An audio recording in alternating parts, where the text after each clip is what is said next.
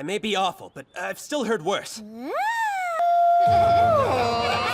cursed herself for being so naive! She'd thrown the gates of her own personal hell wide open! Please send me, please no! So right off the bat, it's impossible to talk about the dub for Kaguya-sama Love is War without first bringing up the unorthodox nature of its production. The dub for both Season 1 and Season 2 were announced in early 2020, but the release was ostensibly done backwards, with Season 2 coming out a whole year before Season 1 did. This was probably done to capitalize on the fact that Season 2 was airing around the time, and while uncommon, we've seen similar stuff happen with shows like Tokyo Ghoul Route A. Granted, it's unknown what exactly the intended release schedule for this dub was when you consider the fact that the world was ending in 2020, and almost everything was ostensibly delayed or put on hiatus. However, how strong of an effect did this have on the dub proper? My name is AJ, and if you'd like to support the cartoon Cipher, be sure to give the video a like, subscribe for more content covering stuff like this, and maybe consider checking out our Patreon. Plus, any corrections can be found in the pinned comment down below. Aw shit, here we go again. One of the biggest things that grabbed everyone's attention, both for better and for worse, when the dub for Season 2 aired was how the narrator was handled. President? A for effort though, Kag. It typically takes high school students 3 to 6 months of dating and partaking in letters A, B, and C before they make it to the coveted D. She's right, you know.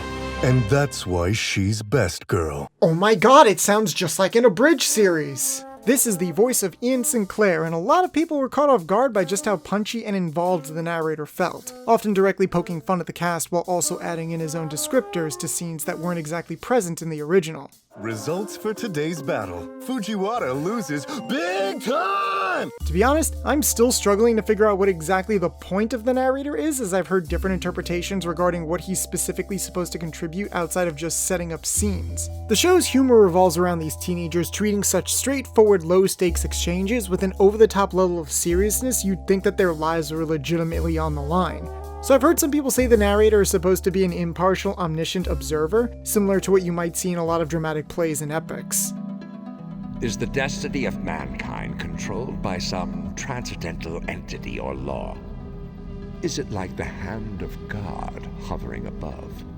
If something like confessing your feelings is really supposed to be played up as something with high stakes, then having this serious-sounding presence narrate these exchanges as if they're a matter of life and death could just be the show going all in on the joke. But how in on the joke is the narrator supposed to be? Is he legitimately invested in the events that are transpiring, or is he treating everything with sort of this ironic sense of humor, like a Japanese game show host who comfortably doesn't have a stake in the events that are transpiring? Almost as if they're setting the stage for the participants without really taking it as seriously as them.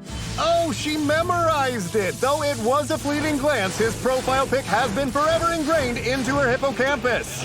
He lost the sole ace he had up his sleeve, which gives Kaguya the advantage. What a comeback! Aaron Dismuke, the dub voice of Shirogane, ended up taking over as the ADR director for Season 1, and was kind enough to answer some of our questions about the show. And my original take on it was that the narrator is like a general, or like a samurai even, and the joke is that why does this samurai care about these high schoolers and their fake problems? They have everything in their lives sorted out for them. Why is he acting like this is a big deal? Why would such a badass entity care? And, you know, the answer is because love is war. It's in the title. I think part of the fun stems from the fact that we're not really supposed to know which interpretation is the right one, and in the Japanese version, Yutaka Ariyama's narration does allow this discourse to thrive more. I've always been a fan of Ian Sinclair and his more comedically slanted roles, whether it be Brook from One Piece, Whis from Dragon Ball Super, or even Dandy from, well, Space Dandy. No one out-dandy Space Dandy. I mean, the fact that the narrator's never on screen to have to worry about lip flaps means that he has the most freedom to play around with the script. And well, they definitely ran with that. Several hours later. Looking at the narration for Season 2 in a vacuum, it's definitely funny, and I found myself laughing a whole lot more compared to the original because of his moments of added comedic flair. However, as to why the dub took this approach, I think I have a theory. Me again, Muscle Bro Machio. And today I'm going to show you the correct way to do a few different exercises with a bench press. No one told me this was an infotainment anime! Ian also played the narrator for another dub of a comedy show called How Heavy Are the Dumbbells You Lift, and his approach in that show had a similar comedic tone to this one. Despite exercising more than ever before, Hibiki managed to gain weight, which hit her like a train to the face. Nightmare sauce.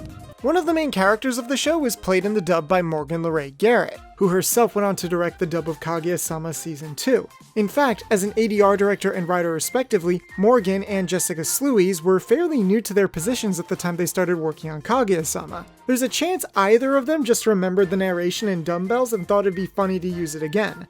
However, I would argue that that show was leaning into a different kind of comedy. If you could teach me to master the art of bodybuilding the way that you have, I know we can become the strongest and bulkiest female duo ever! Oh, hell no! And in that moment, it became very clear to Hibiki that she'd joined the wrong gym. In the case of Kaguya-sama though, having Ian act more like an invisible friend who's chatting with the rest of the cast and poking fun at their actions feels like it limits the interpretive scope of the narrator's role in the story, while at worst, downplays why these characters are taking things so seriously.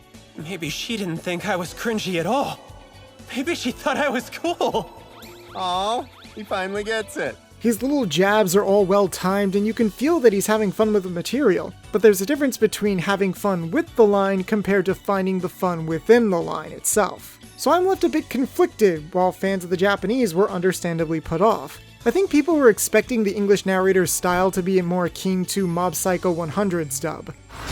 This is one of Reagan's special attacks, where he violently throws table salt everywhere. Ian wouldn't have been my first guess personally as the English narrator, as I think I was expecting someone more posh sounding like J. Michael Tatum, or even older and disciplined like Chris Sabat or Bill Jenkins. However, don't take this as me believing that Ian was miscast, because he can definitely emulate the tone of the Japanese narrator. And in fact, we get to hear him do just that in Season 1. When it came time to go back and dub Season 1, it was sent to Justin Michelle Rojas' recording outfit called Studio Nano. However, it seemed like Funimation wanted to keep Morgan directing with them instead, so Aaron took over as the ADR director for this season. And after talking with him, he mentioned to us that he wanted to do a soft reset with the English narrator, toning down his wackier aspects without removing them entirely, and going for something a bit closer to the original. During Season 1, Ian acts almost like a mix of the ambiguously self-seriousness with hints of the punched-up humor from Season 2. The tone is a lot more neutral when it comes to a joke setup or when Ian is describing a scene. However, partway through the line, Ian may dip back into his quirky Season 2 self. Just how much advantage did he take, though? That is the question. And if the answer is none whatsoever, that's infuriating too!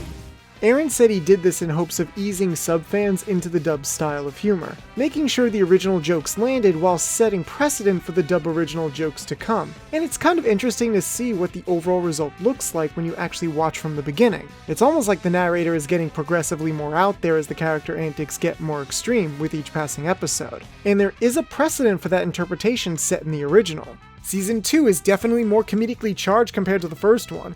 And let's be honest, as far as pure tone goes, there are even moments where the original narrator can't seem to keep a straight face. 恋に落ちた瞬間っぽい顔。この人は今まで出会ったどの男とも違う的ないかにも純愛っぽい表情を早坂は自ら作り出すことが可能。結果 Can you see why it's a little difficult for me to get a firm grasp on what exactly this guy's job is? However, those moments are less frequent and more spaced out in the original. I'll admit it does feel like a missed opportunity that we couldn't see Ian strictly emulate that more in Season 2, but on the other hand, it's still funny that everything can still sort of work out when you look at the show as a whole. When Season 3 comes out and inevitably gets dubbed, I'll be very curious to know what approach they'll take with the narrator in that season, as well as what the role of the narrator will even be as things get more serious. Hey, get your hands up. Hey, no. Boogity, boogity, boo. I am void. Boogity, boogity, boo. Boogity, boogity, boo. Your efforts are worthless. But going back to Aaron, another interesting thing regarding his involvement in the show is that he was initially nervous about his casting. Kaguya-sama is an Aniplex dub, and they've had a history of being at least partially involved in the casting process for some of the dubs that they help produce. What they did do was they asked to get final approval specifically on my voice, which I was kind of worried about. I read a comment and somebody was like, Shiroganes sounds fine, just like he got kicked in the balls is all. Yeah, so they sent my voice in and they were like, we need him to be deep, but for him to have a wacky side, and they liked it, so I got to keep the part. Shirogane and his sister do sound the most different in the dub compared to the original in terms of vocal texture. Makoto Furukawa is a powerhouse in the industry with a deep registry and loud presence. He's definitely leaning into the overly dramatic nature of the show with those fast-paced internal monologues, and he carries a significant aura of authority, which is fitting since, as the class president, he needs to try and present himself with an air of reliability. However, Furukawa accomplishes all of this with more than just his deeper tones. It's all about how confident the actor can make the characters sound in their own abilities, even when said confidence is based in total bullshit. 俺と篠宮が付き合っているだとくだらん色恋話に花を咲かせよって愚かな連中だがまあ篠宮がどうしても付き合ってくれと言うなら考えてやらんでもないがな Eren definitely sounds confident despite the higher range, but also delivers on the character's paranoia in a way that I would say surpasses the original during certain moments where Shirogane gets trapped within his own head. Oh, he likes it.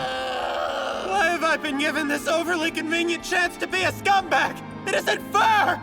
Oh, it's a maid! A real maid! Eren sounds closer to the age of the character, with reactions that sound more like over-the-top shrieks than dramatic drops. This is definitely one of the harder characters to pull off amongst the main cast, second only to one other, so I can see why Aniplex wanted to give their approval.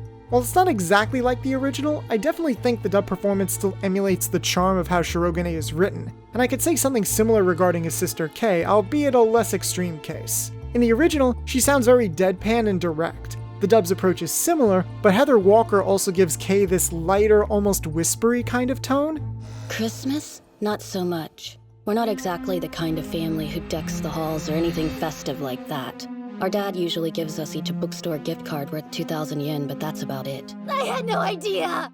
I was caught off guard by it because initially it didn't seem to match her blank expression, but it grew on me as the character softened up and began emoting more. The tone also appropriately contrasted with the dub's approach regarding a lot of the cast having a less neutral and more modern way of speaking. I could barely talk to her though. I was so nervous I had to remind myself to breathe. What? Speak up. I said you suck!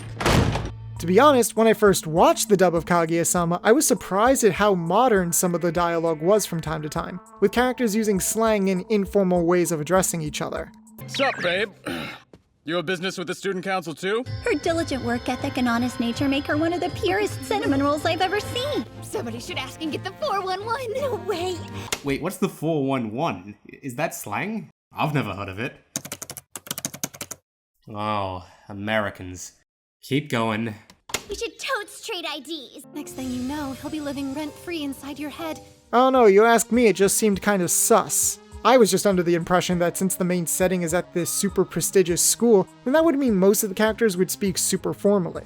I think something along the lines of Kaguya-senpai from Ouran High School Host Club. But the more I thought about it, and the more I began to understand where these characters were coming from socially, the more it made sense that this was a byproduct of elements that were present in the original text. Almost everyone that goes to the school comes from a very privileged background, but generally, the story is very much written to revolve around modern teenagers who are into modern trends. I mean, if we can have half an episode revolve around how these characters use Twitter, and a recent chapter of the manga can go on about how gamers get along in voice chats on Discord, then I think it's safe to say that these characters weren't supposed to speak in perfect timeless prose. Yes, the main cast is in a position of respect and authority, so that needs to be upheld in the dub, but I think a little bit of informality is almost necessary as long as it doesn't change the tone of what was originally said. And even then, the use of more casual language feels appropriate when you consider the specific intentions and personalities of the characters that use them. Some are more subtle, like how Tsubasa casually calls Shirogane Prez when asking for friendly advice, and gets more bold as he accumulates more dating experience, while others are more direct, like everything revolving around Ishigami. I've always been a fan of Austin Tyndall and his dark sense of comedic timing from shows like Assassination Classroom and Is This a Zombie? But damn, even I was blown away by the genuine anger, grief, and pathos he delivered in the end, being one of the only performances that left me absolutely speechless. I'll write it. Just watch me. I'll write it all. Everything. Instead of an indictment, I found myself staring at a groveling apology. The writing of a cringy, worthless coward. Kei is uptight and fiery whenever it comes to talking about her brother, but when around everybody else, she speaks a lot less formally. She's even super casual about Kaguya calling her by her first name, while characters like Miko are more on the uptight side. Mandolin Morris in Season 2 is very much playing up the disciplined nature of the character, and I appreciate that the show makes it clear how she's not an accurate representation of what the rest of the characters are supposed to talk like. You should try being more empathetic and listen to what they have Shut up. Don't tell me what to do, okay? If anything, the show goes out of its way to make it clear she's kind of out of touch. All of these characters have a reason behind their different modes of speech, and Aaron pointed out that he came to this broad realization when he discovered what was going on with characters like Hayasaka. She is played by Amanda Lee, who many people might recognize from her cover work on YouTube. And while this is far from her first anime dub, Hayasaka is a character who deliberately alters her speech differently depending on the circumstances. When working as Kaguya's maid, she presents herself as very soft-spoken and professional, even putting on a fake British accent in the dub to hide her identity at one point. Wait, hold on! In my country, when men have gifts for women, they give them in person. So move, please. When addressing Kaguya, that proper speech becomes a sort of excuse to play the deadpan straight man to Kaguya's naivety. However, outside of that, she does explicitly speak a lot more loosely at school amongst her classmates who share similar interests and fashion sense, giving the implication that not every character is supposed to present themselves super formally. I'm totes sorry, girls. I have work today, so yeah, gotta go straight there. Time for us to go home, Lady Kaguya.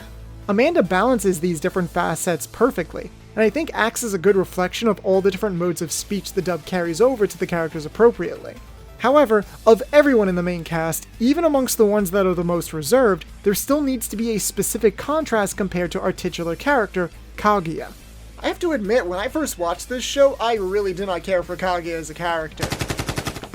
Whoa! And yes, you can all laugh about me getting roasted on Twitter for thinking Toradora is better, which I still think is true. While Shirogane has a more justifiable reason for needing to outsmart and prove himself to others as the poor kid at a rich school, Kaguya's pride seemed more shallow. That is until you realize that it's literally all she has. The reasons behind her hesitation go deeper than that. They're rooted in a myriad of complex psychological and Why does it even matter? Leave me alone!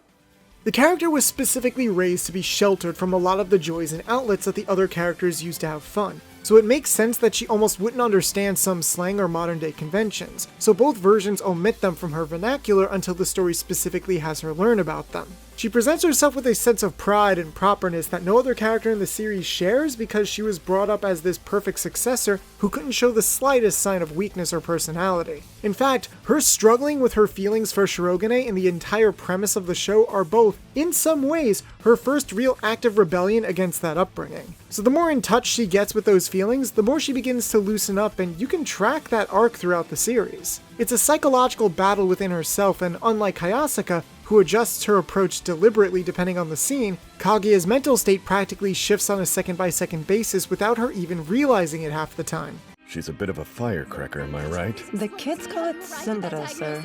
I need to hammer this in because compared to everyone else in the cast, this is such a tight balancing act that needs to be executed well by the respected actor, or the whole thing falls apart. The show's title specifies Kaguya-sama for a reason, after all.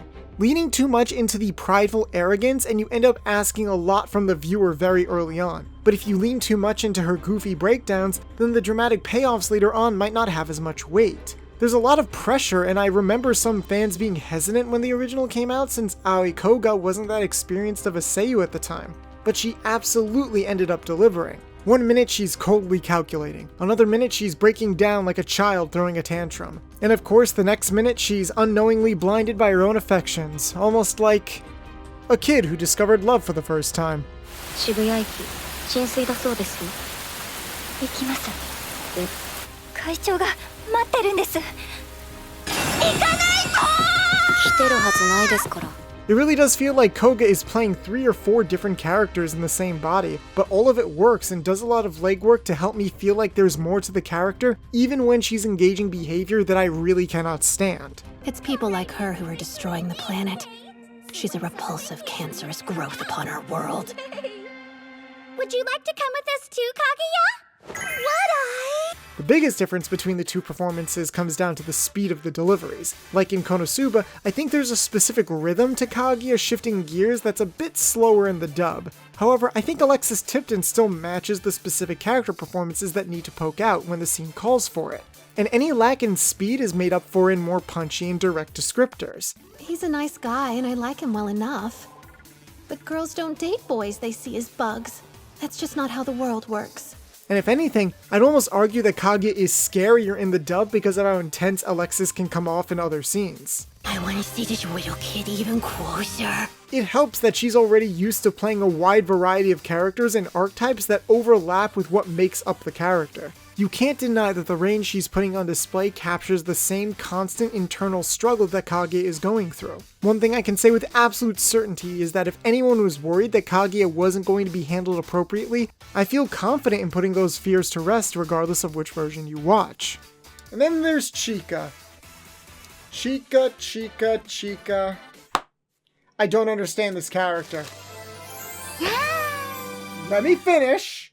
Okay, let me be more specific. It's not that I don't understand what Chika represents in the show as a character. In this constant back and forth battle of wits and charisma, she is very much the wild card in every sense of the word. She's unpredictable, sometimes random, and let's be honest, her antics and dance moves probably contributed to why the first season blew up so much online while it was airing. In fact, I was almost a little worried that this was something that was going to be taken advantage of. That Chika's dialogue would be so punched up that it would just end up making the character feel really dated and out of place. But turns out I was worried for nothing because Chika's localization was played relatively on the straight side. Mama's got you!